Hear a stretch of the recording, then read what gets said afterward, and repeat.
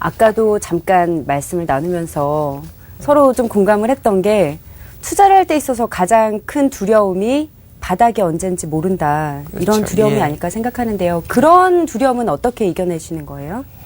바닥이 어딘지를 모른다는 것은 항상 있고요. 또 제 종목이 다른 종목과 다를 때 오는 두려움도 있습니다. 이 두 가지 두려움이 있는데 그 방법은 바닥에 대한 두려움은 분산 투자를 하는 거죠. 분할 투자를 하는 것이죠. 시기를 나눠서 시기를 제가 매수하는. 확실치 않을 때에는 예. 제가 투자할 수 있는 금액의 3분의 1을 사고 또 지켜보고 다시 3분의 1을 사고 다시 지켜보고 마지막 3분의 1을 사는 방식으로. 그래서 그 투자 시점에 대한 위험을 분산시키는 것이죠. 두 번째는 종목에 대한 위험인데요.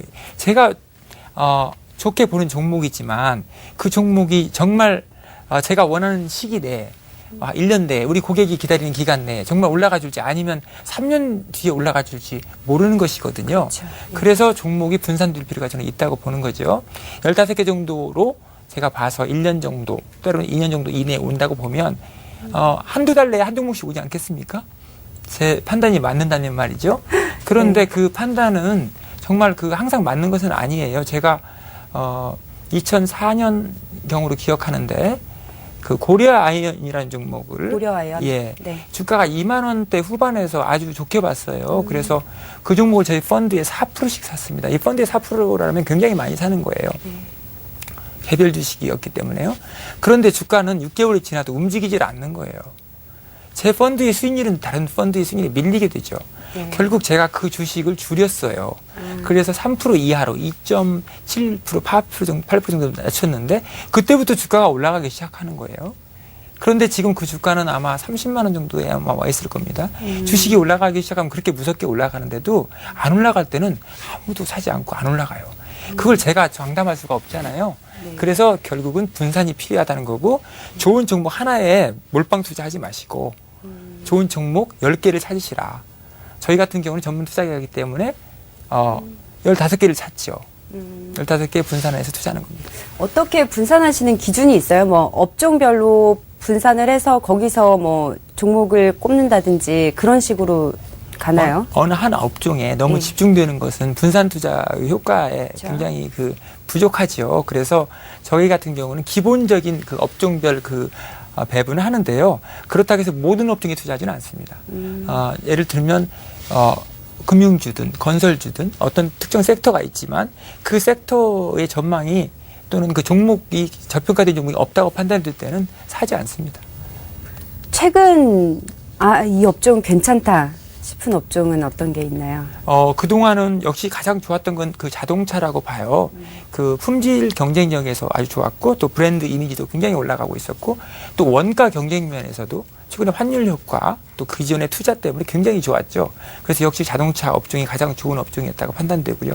저희 같은 경우에는 현대차는 아니지만 부품주에서 매우 높은 수익을 얻게 됐습니다. 지금은 조금 이제 저 같은 경우는 조금 조심스러운데요. 아직 역시 좋지만 좀 더 다른 쪽에도 관심을 기울일 필요가 있다고 보고 있고 저는 IT 업종에 대해서도 아까 말씀드린 것처럼 관심을 갖기 시작한다는 말씀을 드렸습니다. 예. 4분기 실적에 대해서 약간 우려의 목소리가 많이 나오고 있잖아요. 네. 그런데도 IT 업종을 좋게 보신다는 건지. 그렇습니다. 저는 4분기 실적은 당연히 3분기보다 못할 가능성이 크다. 그리고 네. 상당폭 하회할 가능성이 크다. 그런데 우리가 주식을 산다는 것은 하반기만을 보고 사는 건 아니거든요. 저희가 그 주식을 산다는 거는 앞으로 5년, 10년을 보고 사는 거죠. 5년, 10년의 가치를 보고 사는 것이죠.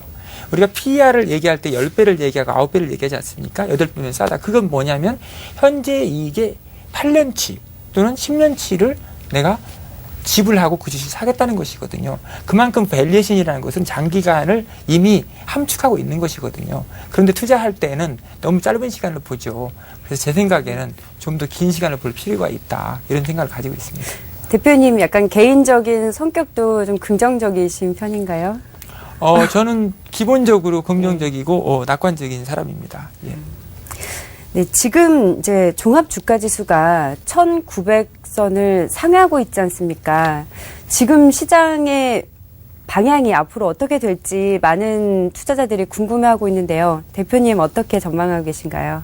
예, 일단 일반인들이 보시기에 일반 투자자들이 보시기에 주가 지수가 이제 1,900을 넘어섰기 때문에 네. 여기서부터 얼마나 더 올라갈 것이냐 이런 그 의심을 갖는 분들이 많은 것 같아요. 어찌 보면 지난 시장의 고점이 그 2,060 정도였기 때문에 2,080 정도였기 때문에 어찌 보면 10%도 안 남은 거잖아요. 10%도.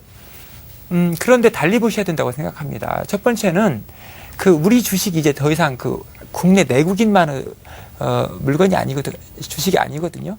외국인들이 그 굉장히 강력한 매수 세력으로 이제 존재하게 되는데, 네. 그러면 그 우리 주식을 달러로 한번 환산해 볼 필요가 있어요. 그러면 우리 주식은 2007년도에 비해서 환율 면에서 20%가 추가로 더 싸진 겁니다. 그러면 최고점 대비 지수에서 10%, 또 우리 원화 가치가 하락한 측면에서 20%, 약 30% 정도는 더 싸다고 말씀드릴 수가 있고요. 두 번째는 그 기간 동안 우리 기업들이 어떻게 해왔느냐인데 굉장히 잘해왔다는 것이죠. 그래서 기업 실적이 2007년도보다 한 30% 정도는 더 좋게 나타나고 있죠. 그래서 이 기업 실적이 유지되느냐. 두 번째는 앞으로 환율이 어떻게 가느냐를 보면서 판단해야 된다. 단순히 지수만 가지고 과거에 2080이었는데 이제 다 온 거 아니야라고 생각하시면 좀 실기할 가능성이 크다. 이런 생각을 좀 하게 됩니다. 네, 종합해 보면 종합주가지수는 더 갈 가능성이 크다. 하지만 환율과 기업 실적을 고려하면서 투자를 결정해야 한다. 그런 말씀이시죠. 네, 그러면 이런 변수들을 고려해서 대표님은 어떻게 대응을 하려고 준비를 하고 계십니까? 네, 저는 그 아까 말씀드렸지만 기업 실적과 또 환율이 네. 굉장히 중요하다. 이 서로 영향을 미치고 있다는 건데요. 거기에 하나 더 변수가 그 통화량이에요. 유동성이에요. 지금 각국이 경쟁적으로 통화를 공급하고 있지 않습니까? 유동성을 공급하고 있지 않습니까? 돈의 가치가 떨어지고 있는 것이죠. 돈의 가치가 지금 물가 상승률보다도 금리가 낮기 때문에 필연적으로 떨어지게 돼 있어요. 그러면 우리가 그런 그 돈의 가치 하락 위험을 어떻게 방어할 것이냐? 부동산은 아니거든요.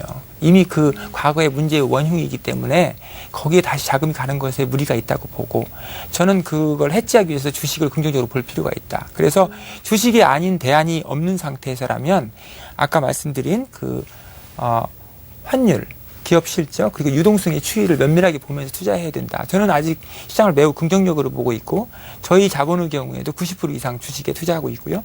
또 고객 자금의 경우에도 적극적으로 주식에 투자하고 있습니다. 네, 이제 조금씩 마무리를 해야 될 시간이 온 것 같은데요.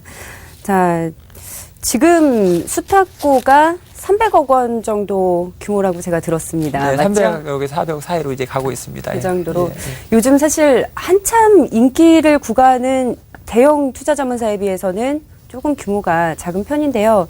어떤 고객들에게 줄 수 있는 약속 같은 게 있다면 좀 이 자리를 빌어서 말씀을 좀 해주시죠. 네, 저희 규모는 크지 않습니다. 그리고 제가 규모가 크지 않은 이유 중에 하나는 제가 아직은 어떤 기관의 자금을 받지 않고 있습니다. 네. 제가 이제 과거에 운용을 할 때 보면 아까 말씀드린 것처럼 현대투신에서 한때는 17조에 달했던 고객의 자금이 1조 5천억까지 하락하는 걸 경험했어요. 그 과정에서 느낀 건 뭐였냐면, 고객의 신뢰가 수익률보다 훨씬 중요하다. 고객의 신뢰를 얻지 못하면 고객의 돈도 벌어질 수가 없고, 저희도, 즉 회사도 성공할 수가 없다. 이런 생각을 갖게 됐어요. 그래서 저희가 고객을 지금 자문회사로서 맡게 되는 고객들하고는 충분한 커뮤니케이션, 우리가 어떻게 투자하는지를 알리고 고객이 그 투자하는 방식을 믿고 저희와 같이 장기적인 시각에서 같이 가는 그런 투자자, 그런 고객을 저희가 찾고 있고요. 그렇게 해서 350억 정도가 왔다면 굉장히 많이 온 것이다. 제가 올 초부터 시작했거든요. 저는 그렇게 평가하고 있습니다. 그렇구나.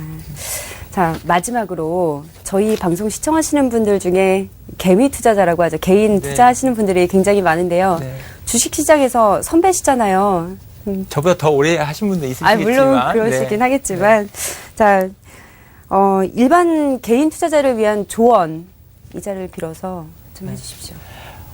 개인 투자자가 인정해야 될 게 하나 있습니다. 이 투자가 결국 쉬운 것만은 아니다. 아까 말씀하신 것처럼 시장이 그 대단한 변동성을 가지고 있고 주식이라는 것 자체가 그런 그 변동성 위험을 가지고 있기 때문에 투자에 성공하는 것이 결코 쉬운 것은 아니다. 그런데 너무 쉽게 생각하고 접근한다는 것이죠. 그래서 좀 더 긴 시각에서 접근하셔야 된다. 두 번째는 투자의 그 기본적인 그 분석에 대해서도 다는 아니더라도 상당히 공부를 하셔야 된다. 그러지 않고 누군가의 말을 듣고 어떤 종목이 좋아? 그래서 그 종목을 듣고 투자하는 방식의 투자. 성공하기 매우 어렵고 저는 그런 방식의 투자로 큰 돈을 번 분을 별로 보지 못했습니다. 그래서 본인이 정말 공부하셔야 된다. 그리고 경우에 따라서 좋은 멘토를 찾는 것도 방법이겠죠. 저희 같은 사람들이 이제 그런 대안이 될 수도 있고요. 정말 그 주식을 진지하게 생각하고 그 자기 재산의 일부로서 모아가는 투자를 하실 수 있는 그런 분들이 다들 되셨으면 좋겠습니다.